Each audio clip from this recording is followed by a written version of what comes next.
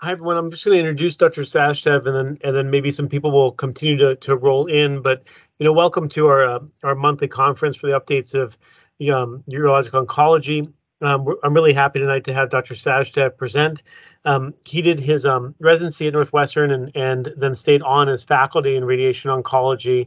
He has a very high focus in genitourinary cancers, prostate cancer among those.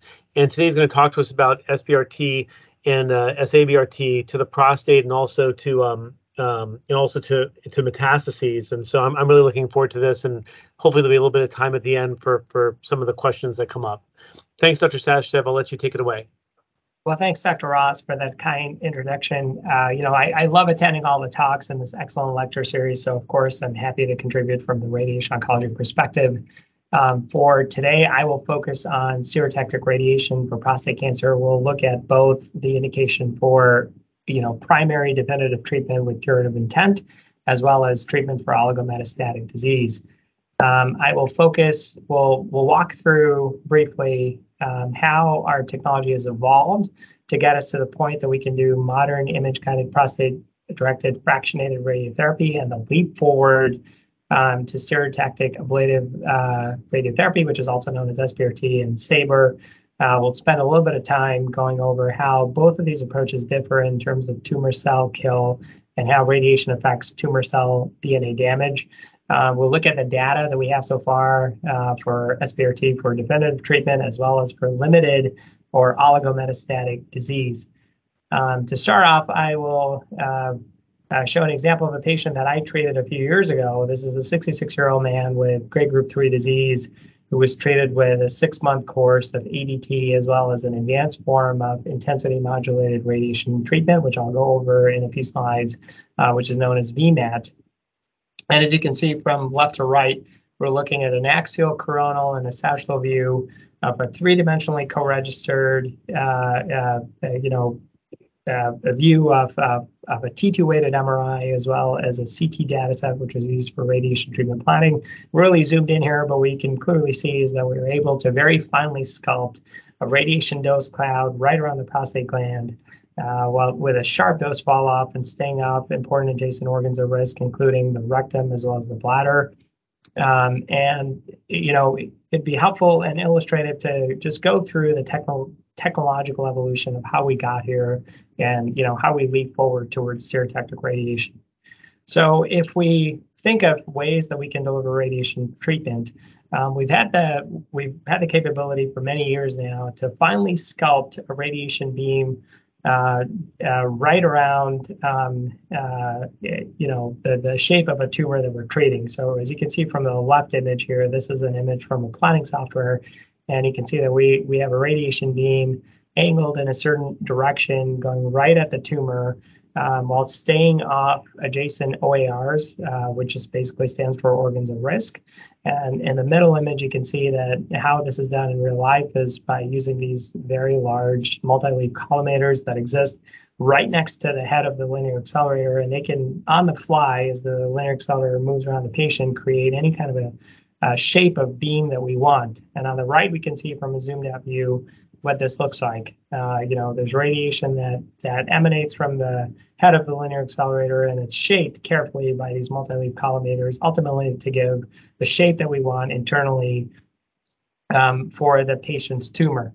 And if we think of this as from a diagram and from a conceptual view, what we're able to do with this kind of a technology is that we can, give radiation to the tumor from multiple angles around the patient, each beam carefully shaped to the shape of the tumor. So when you have multiple beams, if you have one beam that gives energy from one side of the patient, moves around and gives more energy from a different angle around the patient, what we're able to do is we're able to carefully shape each beam, and all of these beams will converge to direct all of the dose accumulation right on the tumor.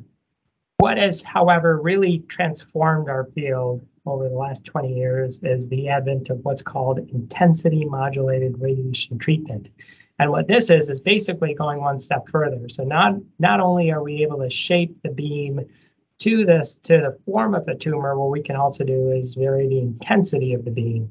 And as a thought experiment, if you had a flashlight that you pointed at a wall, what you'd see is a nice round circle of homogeneous light hitting the wall. But what if you had the technical capability to introduce peaks and valleys into that beam? So what that basically means is you could have a portion of the beam have a 10% shadow or a 20% shadow. You can decrease the light intensity at certain portions of the beam. And now, with the capability to not only shape the beam to the tumor, but also to introduce, different degrees of light intensity, you can have multiple beams converge right at the tumor and give you really an incredible latitude and flexibility to create any kind of a three-dimensional dose distribution that you'd like. It's almost like having a 3D paintbrush inside the patient. And on the right, you can see another diagram of this, and you can see that you have multiple beams with different light intensity, all coming together to very finely create a dose distribution, a high dose distribution right around the tumor while concavely staying off an important organ at risk. And with this technology, which is known as IMRT, especially for prostate cancer, we were really able to dose escalate. We could give much more dose to the prostate gland safely while staying off even in a better form, even in a better manner, off important adjacent organs at risk, such as the rectum and the bladder. As the latest iteration of this technology, what we have is basically what's called ARC-IMRT, or another term for it is volumetric mediated arc treatment. And this is essentially now, increasing the resolution of how we can do this. So as opposed to using just 5 or 6 beams, now we have the capability to use hundreds of beamlets that might be spaced around the patient by a few degrees as the machine moves around the patient. And now we can give almost in a continuous arc form radiation dose that is, very carefully modulated in shape and intensity every few degrees as the machine moves around the patient. And so that's what's represented by this circle around this axial view of the case I presented earlier of this man getting very modern IGRT, which is image guided radiation treatment, and VMAT, which is volumetric mediated arc treatment. On the right is a diagram showing how this works. Basically, the machine is moving around constantly around the patient, and every few degrees there is a step where the machine can alter the intensity or the fluence of the beam as well as the shape of the beam, concentrating all the dose on the prostate and especially for the prostate gland, carefully keeping the dose off the rectum. As an example of how this works, this is an animation from Varian showing us in slow motion how this process works as the machine moves around the patient constantly, which is what the arrows represent. And essentially, as you can see, from the viewpoint of the head of the linear accelerator, as the energy beam goes down towards the tumor, you have constant variation in shape as well as intensity. And as the machine moves around the patient, all of these beams converge together to create essentially any kind of a dose distribution that you want in the tumor. As a 3D example of this, again, on the left, we see an axial view of the dose distribution very carefully sculpted around the tumor. On the right, you see a 3-dimensional view of all the different individual beamlets as the machine is moving around the patient, carefully sculpting the shape of the beam as well as altering the intensity to create exactly the dose distribution that you want in the tumor and in the prostate gland. Now, as a step further beyond this technology, if you're able to use advanced imaging, planning, and positioning, you can get to what's termed as stereotactic radiotherapy. And this is essentially high-dose ablative radiotherapy that's taking what I just presented to an extreme. There are different acronyms that refer to the same technology. There's SBRT, which is stereotactic body radiotherapy, which is exactly the same thing as SABR, stereotactic ablative body radiotherapy. SABR nicely conjures up, a few scenes out of Star Wars, which is why a few of my colleagues really prefer the term. Or stereotactic radiosurgery, which is an historic term, which is basically referring to using the same technology when we're treating in the brain. Generally, in the United States, when we're using any kind of stereotactic radiotherapy, we're treating in up to 5 fractions for well-defined targets, using very sophisticated image guidance and or targeted localization, and using a high dose per fraction, again, ablative doses for a good oncologic outcome. And generally, with advanced planning, what we're using is multiple beamlets with a sharp dose follow-up, being very centrally hot within the tumor while protecting adjacent organs of risk. To take this one step further, for you to search, just basically for you to have a thought experiment of how this came to be, arguably the origin is in the Gamma Knife, which is a tool that we use to deliver stereotactic radiation in the brain, which basically combined many years ago the concept of stereotaxy with advanced engineering and physics to be able to very finely deliver a very hot spot of radiation within the brain. So if I were to walk you through a thought experiment, if you were to think of a wheel that had 8 spokes, and imagine that this wheel had the capability to transfer current from the outer rim to the central hub. So each spoke would be transferring power from the outer rim to the central hub. What if we had then the capability to remove the 8 larger spokes and then go to 16 thinner spokes, and then go to 32 thinner spokes with as we add more spokes, we're adding more power to the central hub, go to 64, 128, and eventually get to 192 spokes that are so thin that you can barely see them, but they're all giving a lot of energy to this one central hub, which we call the isocenter. As a brief caveat, as a brief explanation, this is a gross oversimplification in terms of radiation physics. We're not in this, in this concept really accounting for dose attenuation for each of the beamlets as they go through tissue, but this is a good way to sort of conceptually visualize what stereotactic radiation really is.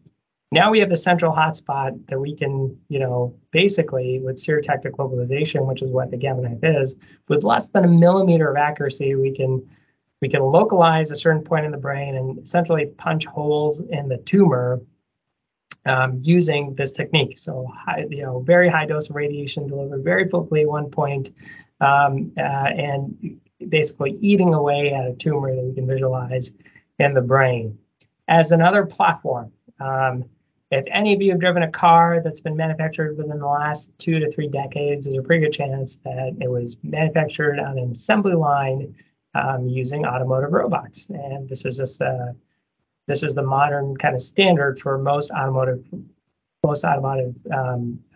manufacturers when they are busy processing lots of cars being created through an assembly line. One of the most common and most valued platforms globally is a KUKA robot.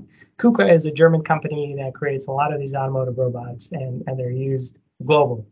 And essentially, a KUKA robot is what makes up the majority of what is known as the CyberKnife. Here you can see that we have a KUKA robot here, very similar to what you'd see on an automotive, car assembly line. And mounted to the robot is a 6 megavoltage compact linear accelerator. For the apparatus of the CyberKnife, there are also these orthogonal imaging panels that can allow for live image tracking.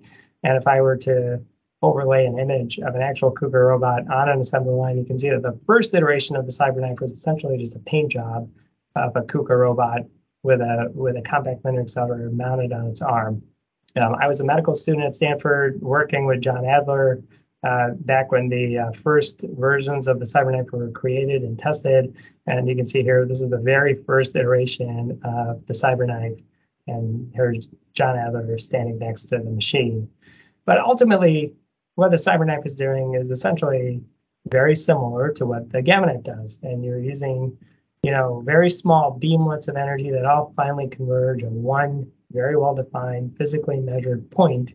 And this is a very hot spot of radiation, and you're carefully moving that hot spot of radiation from one spot of the tumor to another spot. And if you continue the process, you ultimately give radiation dose to the whole tumor. As we continue to evolve, with modern technology and radiation oncology, we continue to improve what we can do. Nowadays, most stereotactic radiation treatment platforms are linear accelerator based. We're not using something like the Gamma Knife outside of the brain, and all have the capability to use, very accurate submillimeter localization and or target tracking, which allows us to give a high dose per fraction. The planning is done in a unique way, which allows for very hot central dose with multi-beamlet sharp dose fall off. And then beyond that, frankly, as a radiation oncologist and as a cancer physician, I would argue that a lot of these are just different brand names. I'm not sure one is necessarily better than the other. I oftentimes get patients who present to my clinic for a second opinion, and what I try to explain to them is that these are different brand names. It's like having a different car manufacturer. You have Chevy versus Ford. They both produce very good vehicles. It's more important how you drive them as opposed to the individual features of the vehicle as one were to be compared to another. So we have Varian, which has several platforms that are in use, including the TrueBeam. We have Elekta, which creates the Gamma Knife. There's Novalis. There's Accuray, which creates the Cyber Knife, and Tomotherapy. At the end of the day, all of these are very finely engineered pieces of technology that have been, really perfected to the degree that they can all deliver essentially very similar treatments. And again, it's not as important which you're using as to how you're using them. You could have a Ferrari, but if you don't know how to drive it, it's not going to work as intended. As an example of when things can go wrong, on the right you see a patient example, which is very well publicized, and there was a New York Times article in the 2010 year, which basically told this unfortunate story of a woman who underwent stereotactic treatment for a benign nerve condition, and unfortunately the treatment was not carried out appropriately. The jaw of the machine was open far beyond that it needed to, and that ultimately led to a very high dose going to normal portions of her body, which left her permanently disabled. Here at Northwestern, we now have we're excited to announce that we have now an MRI-guided linear accelerator, which can do stereotactic treatment with live MR guidance. But this is another platform. It's useful for certain conditions. I have colleagues who treat lots of liver tumors or tumors around gastrointestinal structures, and this is particularly helpful for tumors in organs that are moving, because you can use live MR image guidance to make sure that you're exactly in the right position for treatment. It is also something that can be used for prostate cancer as well as renal cancer, and we're looking into those options. But I would argue that this is another platform. And what I would argue is that I'm not sure if one technology or one corporate platform is better than the other. A few years ago, I had a gentleman with a scientific background with very good health literacy who came in very distressed, who brought this flyer from a magazine, and he was wondering, which platform should he pick? This was an ad for the NYU treatment facility that has a cyber knife, and I tried to de-escalate his stress a little bit, mostly because I'm sure that this platform can do a very thorough treatment for prostate cancer, but I'm not sure if it's necessarily better than other modern platforms that can probably deliver a very high quality treatment safely and effectively. So, from my vantage point as a radiation oncologist, we train our residents to always think about the science and less about the individual treatment platforms that may have minor differences, but are not as important for patient benefit as, using the appropriate radiation physics, making sure that we're delivering the treatment accurately. So if we go back to the science, really the question that a lot of patients often ask me, which is a very logical and rational question, they say, well, why do I have to come in for all of these treatments? Why do I have to come in for multiple fractions? Why can't you just give all the radiation in one shot? And the answer is we can. But over decades of very good radiobiologic studies, what we've realized is that when we break radiation treatment down into multiple fractions, that actually has some advantages. And so we'll go over that very briefly. But basically, when you are able to break the radiation treatment down into multiple fractions, you can take advantage of enhancing tumor DNA damage while improving normal tissue repair. So one of the things that we've unequivocally realized is that radiation works best in a well-oxygenated environment. It creates oxygen radicals that really help damage the DNA backbone of tumor cells.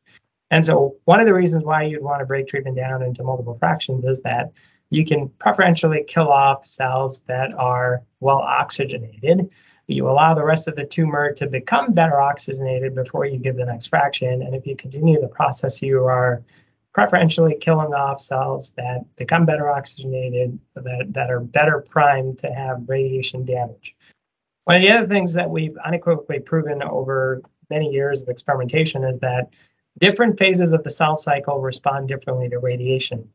Any cell that's in the G2 or M phase of the cell cycle is maximally prone to radiation damage, but if you have a cell that's in the S phase, that is a cell that can very easily repair DNA damage. So when you're fractionating radiation treatments, when you allow a little bit of time from one fraction to the other, you allow cells to redistribute themselves into more favorable portions of the cell cycle and allow preferential damage. And at the same time, for normal tissue, you allow repair from sublethal damage, and you allow repopulation of cells that have that capability. Any tissue that has a capability to repopulate itself can do so, and that can prevent tissue damage. So, for example, when we're treating folks in the pelvis, a lot of the epithelial lining of intestinal cells can repopulate between fractions. A lot of interesting scientific work has gone into determining how different cell lines are sensitive to radiation. Here is an example of multiple different cell lines that were exposed to different doses of radiation. And this is a classic kind of a radiobiologic experiment where we essentially, as you can see on the left on the y-axis, we're looking at a logarithmic scale. On the x-axis, we're looking at the amount of dose that's delivered in one fraction. And what you can see is that different cell lines have different amount of tumor cell kill as we increase the dose of the radiation. It's essentially an exponential decline in the number of tumor cells that are present. And this is classically the shape that we see when we expose tumor cells to radiation. If you could repeat that same kind of experiment by looking at normal tissue, so let's say if you looked at the tissue architecture or the physiology of a certain piece of tissue exposed to greater and greater doses of radiation, what you find is that it tends to have a similar curve, but a slightly different shape. And so a classic example of this is, well, tumor cell kill may respond more preferentially to low doses of radiation, whereas normal tissue damage may be better protected with lower doses of radiation. And so if that were not true, if we were to give a high dose of radiation up front, we may end up damaging more of the normal tissue as opposed to causing more tumor cell death. So ideally, this basically is the background and the explanation as to why we fractionate when we treat patients, why we give treatment in multiple fractions. If you are able to deliver, let's say, 2 gray per day, you're causing more tumor cell death as opposed to normal tissue damage. And the goal is to replicate this portion of the curve, as you can see on the right. So what happens is if you continue to repeat a 2 gray fraction, what you're doing is you're protecting normal tissue more while continuing to damage the actual tumor cells at a higher rate. And that's basically the principle and the concept behind fractionation. What's unique about prostate cancer is prostate cancer tends to respond in a better manner if you're using larger doses of radiation, which is not true for other cancers. So if you're looking at a lung cancer, for example, or other really aggressive hyperproliferative cancers, that's not the case. For prostate cancer especially, we think of treatment in 3 general fractionation schemes. The historic standard has been conventional fractionation, which is 2 gray or less per day, and that typically translates into 39 to 44 treatments total for a treatment course. Moderate hyperfractionation is giving more dose per day, 2 to 4 gray per day, and that usually translates into 4 to 5.5 weeks of treatment. And then very relevant to the topic of the discussion today, if you're using stereotactic radiation, which is also called ultra hyperfractionation, you're giving more than 7.25 gray per day. And usually in the United States, that means 5 days of treatment. Well, we've thoroughly evaluated the question, with a very good radiobiologic rationale of moderate hypofractionation for prostate cancer, and we've run these trials globally. And what we found is that going at a larger dose per day not only seems to be very effective, it also seems to be safe. This diagram on the right, which examined the CHIP study, which was run mostly out of the United Kingdom, looking at 60 gray and 20 fractions as opposed to more conventional fractionation.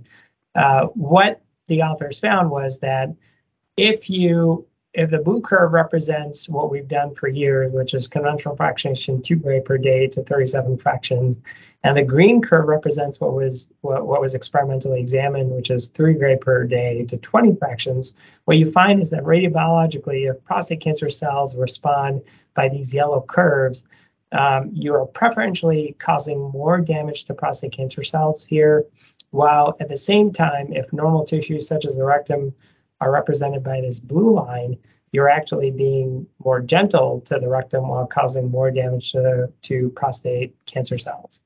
And so if we go back to what I just explained, the biologic rationale for why we give the treatment in multiple fractions, the whole principle, changes when we're doing something like stereotactic radiation. Here now we are able to deliver very high doses per fraction. And the only way that we can do this safely is because we're using very advanced modern technology to really concentrate the dose right where the tumor is while staying off important adjacent organs at risk. And so what is still currently being studied and isn't fully understood is that this leads to enhanced tumor cell damage with other mechanisms of tumor cell kill more than just the historically understood radiobiologic rationale of causing DNA double-strand damage with each fraction. But does this translate in real life to a good outcome? And so let's look at the data, the true and tested empiric data in real life as to whether or not stereotactic radiation is helpful in prostate cancer. So the first trial I'll direct your attention to is the RT-HypoPC trial. This is a Scandinavian trial looking at patients with localized prostate cancer, a very large cohort of more than 1,100 patients, almost all of who had intermediate risk prostate cancer. And they were randomized to either getting conventional fractionation, which is 78 gray and 39 fractions, or 2 gray per day, or getting stereotactic radiation in 42.7 gray and 6 fractions, which is 6.1 gray per day. And what we found from the trial was that essentially this was a non-inferiority study, and it clearly met its non-inferiority criteria. The 5-year failure-free survival was 84% for both arms. What we did find from this trial was that there was a higher rate of bowel bother at the end of RT, which is temporary. And the same thing, interestingly, was found at 1 year post-treatment, in that there was a higher rate of urinary bother symptoms with the group that got the ultra-hypofractionated or SBRT treatment. But it's very interesting. This is a Scandinavian trial, which completely differs in how we do things in the United States, was that 80% of these patients were treated with a stereotactic dosing approach, but were treated with old-fashioned radiotherapy treatment planning, meaning they did not even have intensity modulated planning for their treatment, which is, at least to my knowledge, I've never seen that happen with any of my colleagues in the United States. But even with that, what they found was there were no long-term differences in patient-reported outcomes, including up to 6 years. There was a separate Lancet Oncology publication by Frenson and colleagues that really delved deeper into the patient-reported outcomes, and we found essentially no difference up to 6 years. And what we found was that there was high quality of life maintained in both groups. Ultimately, despite the temporary increase in acute toxicity for bowel symptoms and a transient increase in GU toxicity at 1 year, what we found was that in terms of cumulative grade 2 or worse urinary toxicity or bowel toxicity, there was really no difference as patients were followed for several years. Then we have the PACE-B trial, which is another large randomized trial with more than 870 patients, also looking at a difference, looking at either going to 78 gray and 39 fractions at 2 gray per day. They also allowed later on a hypofractionated approach, or doing SBRT or SABR now in 5 fractions of 7.25 gray per day to 36.25. This is reflected more of how SBRT is delivered in the United States. We don't have the final oncologic outcomes yet, but in Lancet Oncology, the authors published the initial acute toxicity outcomes, and what we found was there was really no difference. The circles represent grade 1 toxicity, the boxes represent grade 2 toxicity, and the triangles represent grade 3 toxicity. And what we found was, first off, the grade 3 toxicity rates were essentially close to 0, and there was no difference in grade 1 or grade 2 toxicity. Having said that, Allison Tree recently presented the updated results of post-treatment toxicity at ESTRO, which is the European Society of Radiation Oncology, in October of last year. And what we found was that, somewhat mirroring the results of the RT-hypo-PC trial, there was a slightly higher risk of CTCAE, a grade 2 plus urinary toxicity at about 1 year, which is temporary. There was no difference in RTOG graded toxicity, but for the CTCAE, in terms of the cumulative grade 2 plus toxicity at 2 years, there was a slight difference favoring, non-SBRT based treatment. Now, if we look at the experience across the United States, this is a very nice report by Kishan and colleagues from UCLA, and basically looking at more than 2,000 patients from 10 centers, including several early phase trials, with a median follow-up of nearly 7 years. Most of the patients did not get ADT, 95% did not get ADT. And here again, we used the US approach of 5-fraction SBRT cores going up to 40 gray. And what we found were results that were better than reported in literature for more conventionally fractionated radiation. The 7-year rates of biochemical recurrence for low-risk prostate cancer was 4.5%, favorable intermediate risk, less than 9%, and unfavorable intermediate risk, about 15%. And very notably, unlike the European studies, the cumulative grade 3 GU toxicity was only 2.3%, and grade 3 plus GI toxicity was less than 0.5%. So in summary, in the United States, we are used to using a 5-fraction approach, at least at Northwestern. I started the SBRT program here. We use very careful patient selection. We don't want to take a patient with an IPSS score of 27, but if the patient is doing well from a urinary standpoint and, if they have favorable geometry, we're of course happy to offer them SBRT. And basically all the accumulated data would show that, for low and intermediate risk patients, the 5-year biochemical progression-free survival is upwards of 95%. On the right is an image of a patient that I treated a few years ago with SBRT. We used an older version of the spacer that was not radiopaque on CT scan, so you can't see the spacer, but this patient definitely had a spacer, which pushed the rectum away. And just to delve a little bit deeper into this practice, basically the spacer is a rectal spacing hydrogel that we place with ultrasound guidance through a transperineal approach. And after verifying the proper placement of the needle with some saline, we then inject the hydrogel, which maintains its shape for at least 3 to 6 months, and then slowly is absorbed by the body. On the right is an example of a patient in whom I placed the hydrogel. We got very nice distance from the rectum all the way from apex to base. And this really allows us to push the rectum away and minimize rectal toxicity when we're using very large doses per fraction. Now, a lot of interesting radiobiologic questions are at play. Here is an example of a recent early phase trial from Portugal, which is called the Prostate trial. It was published in JAMA Oncology, and they used the very kind of attraction attention term of virtual prostatectomy. But here essentially they delivered 24 gray in 1 fraction as compared to a 5-fraction approach. And interestingly, from a radiobiologic standpoint, it's interesting because the 1 fraction approach was not as good in terms of biochemical progression-free survival as the 5-fraction approach at 4 years. If you delve deeper into the manuscript, what you'd also find is that there were some very unique, high-grade urinary toxicities in the group that got a single fraction of a very high dose of radiation. So this is certainly not ready for prime time, as endorsed by the NCCN. Ultra hyperfractionation, based on the evidence that we have so far, is considered a standard of care. But the fractionation schemes that one should use are either 7.25 to 8 gray times 5 fractions, or for the Scandinavian trial, 6.1 gray times 7 fractions, which again is now very commonly utilized in the United States. Now switching gears to a limited volume or oligometastatic disease. To start off with a patient example, this is a gentleman that I treated a few years ago who had a radical prostatectomy with several adverse pathologic features and early biochemical recurrence. He had SABR, to which he responded well. And then eventually he developed a further PSA recurrence all the way up to 11.22.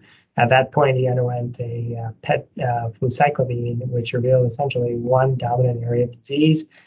He met with one of my excellent partners in medical oncology and was offered the possibility of systemic therapy, but at that point, he strongly wished to avoid any kind of hormonal therapy. So we treated him per his wishes with SBRT to 3 fractions. And what we saw was that he had a very nice response. PSA went to less than 1 at 6 months. He ultimately actually maintained a very low PSA value for about 1.5 years before he then developed very clear evidence of distant progression and then ultimately to systemic therapy. Here's another example of a patient that I treated, and this is, from the vantage point of a radiation oncologist, this is an exciting possibility. We have a curative modality that we can use in the prostate gland, but we also have the capability to use it outside of the pelvis. We can go after metastatic lesions and essentially get rid of that focus of disease. This is a gentleman who was treated with a pelvic course of radiotherapy, including treatment to his lymph nodes, and then got a brachytherapy boost. He eventually recurred within the prostate gland. He underwent cryotherapy. Then a few years later, he had a very clear no recurrence for which he underwent a salvage lymphadenectomy. He had initial PSA response, and then after that, he ultimately had PSA progression. He underwent a PET Axumin scan, which revealed a large left-sided pelvic sidewall recurrence. He was referred to me. We got him going on hormone therapy for subsidal reduction, and then followed by a 5-fraction course of SBRT, as you can see in the bottom right-hand panel. And we created all kinds of structures to stay off his bowel, his rectum, and the bladder. And he was actually able to go through treatment with essentially no treatment-related toxicities. And now, several years out, his PSA is undetectable. A lymph node has disappeared, and he's back in the normal range in terms of testosterone. This is another gentleman, and now that we have advanced PET radiotracers that are in use regularly in clinic, this really enhances what we can do as radiation oncologists, so we can see where the focus of disease is. We can use, an appropriately aggressive course of SBRT to eradicate that source of disease. This is a gentleman who had a radical prostatectomy, developed a biochemical recurrence, had a PSA doubling time of approximately 2 weeks. He ultimately was strongly interested in getting a PET PSMA, and he got a scan in Michigan, and then returned to Northwestern for his treatment care. I treated both of these areas as he got started with hormonal therapy, and now his PSA is undetectable, and in follow-up PET scans, we don't see any evidence of residual activity. So he had a very good response. So really, this is a very powerful tool that we can use for patients who have oligometastatic disease. What does that actually technically mean? There's no universal definition of what constitutes oligometastatic, but essentially, most people think of 5 or fewer lesions, and of course, this has become a more relevant question as we, keep using advanced PET radiotracers such as PSMA in clinic. This is a very nice paper by Gundam and colleagues, and I'm sure you've seen this, before in other presentations at our meetings. It's a very well, an often cited paper. But basically, what they did is they looked at patients with metastatic prostate cancer, and they did whole genome sequencing of several metastatic lesions. And what they found, surprisingly, was that you could have one prostate cancer lesion seed to other areas, basically give off daughter metastatic lesions that would go to other areas and create new metastatic lesions. You even had transfer of clones from one metastatic site to another. And this really, brings up the question of, the fact that can cellular clones in one metastatic site be responsible for systemic disease progression, which of course would argue, which should provide the rationale for aggressive lesion-directed treatment. If you have a patient with limited metastatic disease, can we eradicate all disease and render them curative? Or are we fooling ourselves? And perhaps we're just seeing a disease state, as a cross-section in time, and maybe whatever we do to limited, sites of disease will not really alter the ultimate, outcome. And an extension of this is, of course, all the data that we have for primary prostate gland treatment in the M1 setting. Are we by more effectively eradicating tumor cells within the prostate gland? Are we limiting, how quickly the disease progresses in the rest of the body? Generally, when you think of oligometastatic disease, you can think of 3 different states. Either a patient can present with an uncontrolled primary new diagnosis with a few sites of metastatic disease, which would be de novo or synchronous metastases, or you could have a patient who undergoes either radical prostatectomy or RT for their primary disease, but then develops just a few sites of metastatic disease, and this would be the oligorecurrent or metachronous metastases. Or you could have a patient who has a well-controlled primary, well-controlled sites of metastatic disease, but then develops a few sites of uncontrolled metastatic disease, and this would be the oligoprogressive setting. So let's look at the data look at the data behind using stereotactic radiation for the oligometastatic disease setting. So first we have the STOMP trial, which was run out of Belgium by Piet Oost and colleagues. This was essentially looking at patients who had a well-controlled primary and who had metachronous lesions, and the question was of metastasis-directed treatment to up to 3 lesions, all of which had to be defined on a choline PET. And it was a randomization between doing SBRT or surgery surgery or SBRT to 30 grain, 3 refractions or observation with a primary endpoint of ADT-free survival. And what we found based on the initial results, which were published in the JCO in 2018, was that a good portion of the patients, nearly 30%, had a prolonged period of freedom from disease worsening, which is quite impressive. Although I will draw your attention to the actual number of patients below these curves, and you can see that when we get out a few years beyond the randomization, we're dealing with very few numbers of patients. But nonetheless, even a few years after randomization, we had a few patients that had a prolonged freedom from disease recurrence or progression. In GU ASCO 2020, PNOs presented the 5-year update of the study, and that continued to show that with prolonged follow-up up to 5 years, there was a proportion of patients that remained free of further disease progression. Again, with very few numbers, this was a small study to begin with. At this point in follow-up, they also noted that there was improvement in castrate-resistant disease progression-free survival. And that was heightened if you looked at a per protocol analysis as opposed to an intention to treat analysis. Then we have the Oriole trial out of Hopkins by Futran. This was looking at basically a very similar question of metastasis-directed treatment and up to 1 to 3 lesions. So in this case, all the patients who were candidates for this trial had to have developed up to 3 lesions within a 6-month period. And the primary endpoint was a composite disease progression endpoint looking at a PSA rise of 2 or higher, unequivocal progression on imaging, or the need to initiate ADT.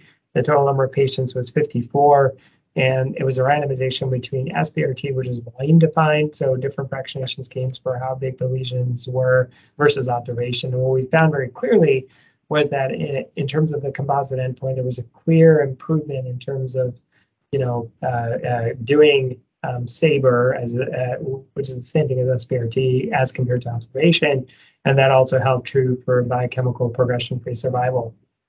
Interestingly, from a scientific viewpoint, the investigators were blinded to patients getting PET scans. So when they went back and looked at all the lesions that were PET avid, if you had a patient that had no untreated lesions, then the difference in the composite endpoint of progression-free survival was even greater, as opposed to any patient who had any untreated lesions. But what's really scientifically provoking and really kind of interesting is that if you go back and look at patients who had no untreated lesions per PET, as opposed to patients who had any untreated lesions, there was also an improvement in distant metastasis-free survival, which again starts to argue the point that maybe we have the capability, if we're aggressively treating lesions with SBRT, to alter the course of the disease. Can we prevent other new metastatic lesions from popping up? Again, however, I will point out as a caveat that we're dealing with very small number of patients. It's a small trial to begin with, but at the time, a very intelligently designed and thought-provoking trial, which has basically set the scientific rationale for further examining this question. Then there's a SABR Comet trial, which garnered a lot of a lot of appropriate attention. It was published in the JCO in 2020. This was a plenary presentation at one of our annual ASTRO conferences. This was a basket trial looking at metastasis-directed treatment versus palliative RT, which is much lower dose RT, for up to 5 lesions. As a basket trial, and included several different histologies, but also included a good number of prostate cancer patients. And this is, again, a randomization between stereotactic radiation high-dose RT versus palliative RT. And what we found very clearly was that there was a huge difference in terms of progression-free survival when looking at lesions that were treated with metastasis-directed treatment versus palliative RT.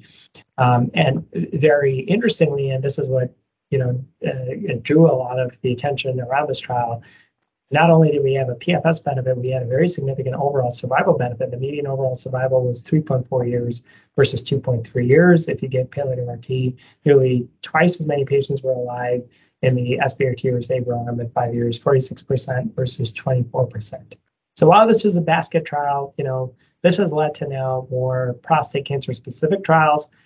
This is a very interesting trial, ECOG Akron 8191, which is also called INDICATE, which is basically looking at patients who have a biochemical recurrence after prostatectomy. And basically everyone undergoes a PET, and if the PET is negative for any evidence of metastatic disease, then it's a randomization between RT-ADT, which one would argue is the standard of care, versus RT-ADT plus apalutamide. But what's really interesting is that if the PET is positive, then it's a randomization between RT-ADT apalutamide plus or minus lesion-directed treatment. And this is followed by a repeat PET scan and has, patients followed for all kinds of important oncologic endpoints. I think this could potentially be a practice-defining trial. Very recently, this past month, we got the PSMA active modification to the trial. It was historically written with just incorporating flucycline, but now PSMA can be used by the latest amendment. And so we look forward to accruing a lot of patients on this trial here at Northwestern. There's another recent trial by the Energy Group, ENERGY-G011, which is basically replicating the trial by Pietost or by Futran, the Oriole or the STOMP trial. Basically, this is SBRT to oligoprogressive disease after treatment to the primary, and it's a placebo-controlled trial of relugolix versus no ADT, and the primary endpoint is unequivocal radiologic progression-free survival by conventional imaging. When it comes to nodal recurrences, this is a very interesting paper by a European consortium. It's a retrospective analysis, a pooled analysis of looking at patients who had just a nodal recurrence. And this is asking the question, is it better to do SBRT, just focal node directed treatment, or is it better to also incorporate an extended nodal RT field? All these patients had hormone-sensitive oligorecurrent disease just to the lymph nodes, up to 5 lymph nodes. SBRT was defined as 5 gray or higher per fraction, and an extended nodal RT field included at least 45 gray in terms of conventional fractionation. And what they found was that if you had more than 1 lymph node involved, then doing the extended nodal RT field led to a PFS benefit. But really where the interesting finding was that if you just had 1 lymph node involved, then there was a metastasis-free benefit with extended nodal RT. But that came with higher rates of long-term toxicity. As a follow-up to this, you have the oligopelvis 2 trial, which will be carried out in France. This is actually a trial looking at patients with nodal oligorecurrent disease, and it's asking the question of ADT plus or minus RT, which will be a very interesting trial. And then as a follow-up to what I just presented, there's a STORM trial, which is looking at basically patients who have nodal recurrence. And it's a question of either removing those nodes with established lymph node dissection or doing SBRT versus doing an extended nodal RT field for RT. Very briefly, and I'm sure as all of you know, these data, the arm H of the STAMPEDE trial asked the question that in patients with low volume metastatic disease, and they had a very large cohort of more than 2,000 patients, is it beneficial to add prostate RT or just do standard systemic treatment? And what we found was that in the low volume metastatic disease patients, there was a improvement not only in failure-free survival, but also a very important overall survival. The low volume metastatic definition was per the charted criteria. So as long as you were not high volume per charted, which meant 4 or more bony lesions with at least 1 outside the exoskeleton, and if you had no visceral lesions, then you fit the low volume definition, and there was a benefit to doing radiotherapy to the prostate gland. The STAMPEDE group reanalyzed these results from a simple lesion perspective, and what they found, as this was published in JAMA Oncology last year, was that if you had less than 4 lesions involved, then RT was beneficial in terms of overall survival. If you had 4 or more lesions, then there was no benefit.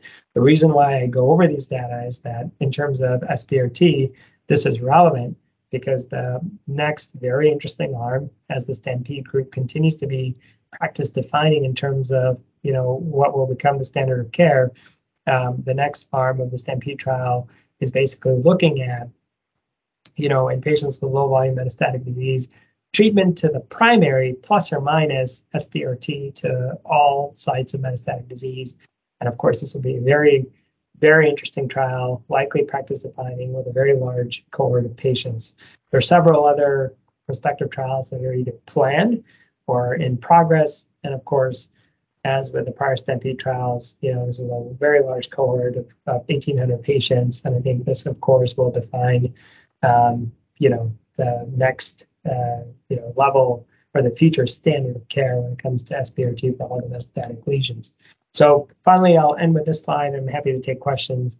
When we look at all the data for SBRT, we went over the STOMP and the Oriole trials, which were designed to ask the question of whether or not we can delay hormonal therapy and systemic therapy, which is one way that we can deliver SBRT.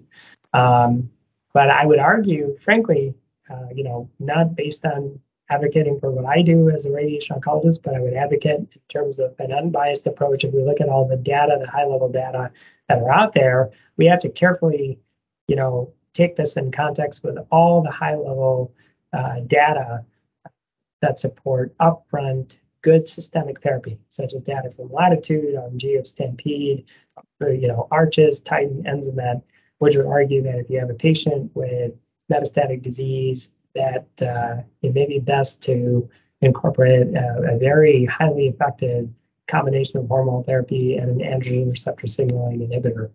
The other end of the spectrum is to use SBRT, which is where I think the future is, to seek maximal treatment or cure. This is what the ECOG ACRIN 8191 INDICATE trial will answer. And of course, in the United Kingdom, as they continue to, alter how we alter the standard of care as to how we treat prostate cancer, the STAMPEDE group will have a very well-powered trial asking this question as well. And of course, this question will continue to become more and more relevant with our modern PET radio tracers such as PSMA as we move forward. So I will end it there, and I'm happy to take any questions. So a great talk, Dr. Sachdev. Just a quick question. So, for the guys that, we have a lot of people from out of town who have a high interest in being irradiated by you or others in our system and are interested in hypofrac.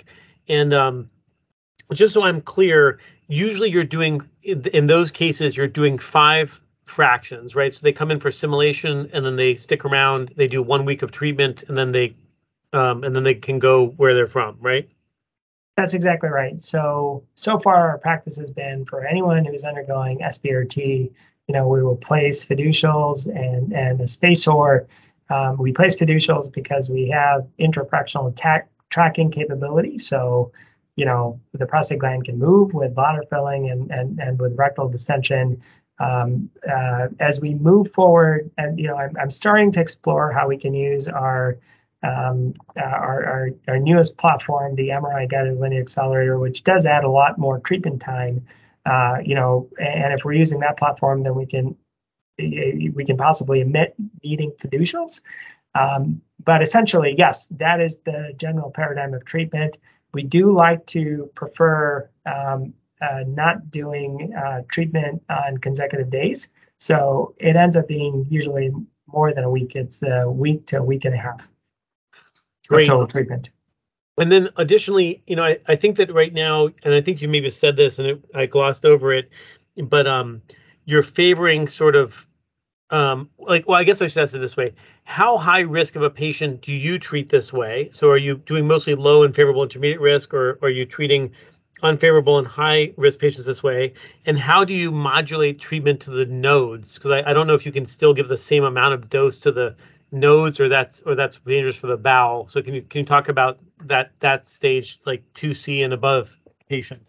For sure. So from my vantage point, based on the high level data that are out there, I always and I try to relay this to the residents that rotate with me.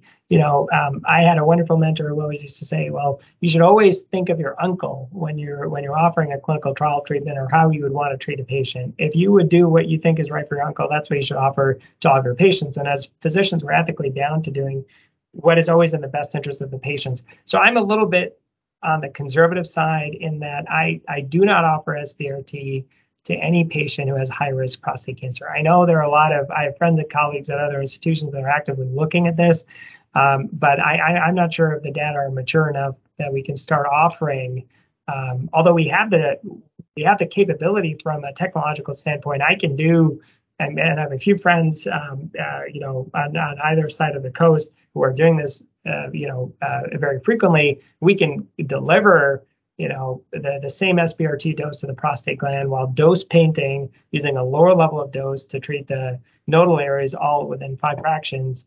But I'm not sure if the data are mature enough that I would feel comfortable offering it to my patients or my uncle. I recently reviewed last year an early phase trial out of Canada where they attempted to do this, and they had a very high rate of bowel toxicity. So I'm not sure if that's ready for prime time. So for me, it's essentially any patient who has low risk, or even frankly, basically anyone that's not in a high risk category. So even if they're in the unfavorable risk category, if they need 6 months of hormonal therapy, we've had some very good outcomes with those patients. But if we're dealing with anyone with high risk disease, I'm not sure if it's ready, if that stage of disease is ready for SBRT. Great. I see that Dr. Hartzell has a question. Yeah, thanks, Sean. Excellent presentation. Just 2 kind of quick technical questions, or maybe Please. 3. One would be, do you do anything to diminish the dose to the urethra? I know there's some CyberKnife places that talk about low dose to the urethra. Along that same line, would you change anything if the patient has a big median lobe? And then I guess third would be, on those unfavorable intermediate risks, are you treating seminal vesicles as well? Those are very relevant and excellent questions, Bill. So I'll go from the top. As to the question of the dose to the urethra, I generally am trying to keep the Dmax to under 43 gray. I'm actually planning things slightly in the form of how things were done with PACE-B. Mike Zalewski has presented some very good data in terms of a biopsy rate positivity at 2 years, and generally, if you can get close to 40 gray, you can more effectively clear disease than even if you go to 80 gray with our older fractionation schemes. So basically, what I'm trying to do is to take the PTV at least to 37.5. Try to use SID to keep the whole prostate gland to a mean dose of 40 gray, and I'm trying to treat any well-defined PIRADS lesions upwards of that to try to get to, basically above 40 gray, while always respecting the urethral dose tolerance. I'm very careful about patients who have a high IPSS score, but generally, if we're able to create a good plan and meet those dose constraints, I'm less concerned about the prostate size. As to the question of unfavorable risk disease, you're absolutely right. I tried as well as I can to push the dose up to at least the proximal 1 cm of the sum of vesicles, and if I can, if we have favorable geometry, I'll try to get as far up as 2 cm.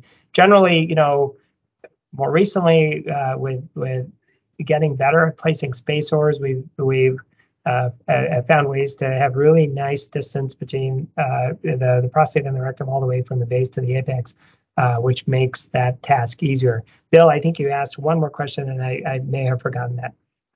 Well, it was kind of it was the same kind of thing as the urethra. It was the median lobe. Would a large median lobe make the patient ineligible, or would you still treat them as long as you can meet the dose parameters? From my vantage point, I would treat them as long as I can meet the dose parameters and as long as I can keep the urethral dose low, and in the setting of them not having an IPSS score of, let's say, 28. We are humbly approaching this. when I got the prostate SBRT program going at Northwestern, we've slowly and gradually improved how we can do the planning. We're slightly escalating the dose away from the urethra, and we're becoming a little bit more lax with our patient selection criteria as we get more, more confident in being able to deliver what we think we should. Well, that was excellent and highly relevant. I have one more question, just as I wrap my head around this. If you had your druthers, and if your uncle came to see you with, say, like a 4 + 3 = 7, but just in one core T1C, one unfavorable risk feature, or say you had another uncle that came to see you on the same day with a 3 + 4 = 7, and you felt that both of them needed treatment. Would you recommend that they have, and let's just say they have modest LUTs, IPSSs in the mild to just barely moderate range, like say like 8 to like 12? Would you recommend that they should have, like, would you do 25 fractions, or would you push for the 5 fractions? Frankly, if they did not have a lot of LUTs, if their IPSS was favorable, I would be perfectly comfortable with offering SBRT. From our institutional experience so far, with all the patients that we've treated, and now we have a good number of patients that we followed, generally I've seen patients do very well with in either of those conditions. And that matches what we found in the literature, all the kind of pooled analyses. The only difference would be, I still strongly believe in the data that have unequivocally shown that when you're dealing with patients who have worse forms of intermediate risk disease, hormonal therapy should absolutely be a part of the treatment approach, and basically I would strongly consider it my responsibility to recommend that to the patient, and if they have any misconceptions, walk them through it. But outside of the hormonal therapy question, I think both of those folks could be a good candidate for SBRT. And in the salvage setting, I know you touched on some of the data. If you had to choose for your uncle in the salvage setting, say a PET negative salvage setting, how many fractions would you give them for salvage if you could pick for your uncle? Just to clarify, Ash, do you mean salvage after primary treatment? Say they had say your uncle had said, Sean, it's too close together. I don't want to get radiated because I don't want anything to happen that makes us feel bad. And so he went to a surgeon, and unfortunately PSA came back at 0.1 a year later, and you're going to now salvage him. And so you post-radical salvage radiation, PET scan is done, let's say, for whatever reason at that low PSA, and it's clean. So there's no visible sign of disease. You're just doing salvage radiation, like the sport trial would or whatnot. How many fractions would you do in the salvage setting if you could pick for yourself? For sure. So I would actually advocate in that setting doing a very conventionally fractionated approach of 7.5 weeks, going 1.8 gray per day. I know a lot of my colleagues, Dan Spratt, has vociferously argued for doing a hyperfractionated approach in the salvage setting. One arm of the Radicals trial, which looked at early salvage versus adjuvant RT, included patients who were treated with a 4-week approach. But I just don't think the data are mature enough yet. The key difference from the vantage point, the viewpoint of a radiation oncologist, is when you are treating a prostate gland, I have a very well-defined, discrete 3-dimensional target that I can very well focus my beam on. And so I can be very tight with the margins, and I can give a large dose per day because I know the radiation dose is going exactly where it needs to go. It's a little bit less satisfying to treat in the postoperative setting because we have no idea where the PSA is coming from. So we use the old RTOG definition to create this, this dose distribution that recapitulates where the prostate gland was and where it was in contact with. And now we have much more dose basically spilling off into the rectum, into the bladder neck, into the, of course, the dose is focused right around the anastomosis, but there's plenty of spill off dose because we're using radiation therapy to control for microscopic disease. And I have friends and colleagues at other good institutes throughout the country that are looking, there's some early phase trials that are even looking at SBRT in the postoperative setting. We have the 4-week approach from the British experience of postoperative treatment. But frankly, from my vantage point, I don't think the data are mature enough that we can start, routinely offering a hyperfractionated approach in the postoperative setting. If I'm treating a patient in the postoperative setting, I would want them to be on some kind of a trial as opposed to just routinely offering it. That's excellent. And just to reiterate, just what was said by Dr. Hartzell too. This was a great talk, Dr. Sachdev. Really appreciate it. It's very timely, very practical, and also has a look for the future. So I can't thank you enough, and thank you everyone for making the time tonight. And thanks again.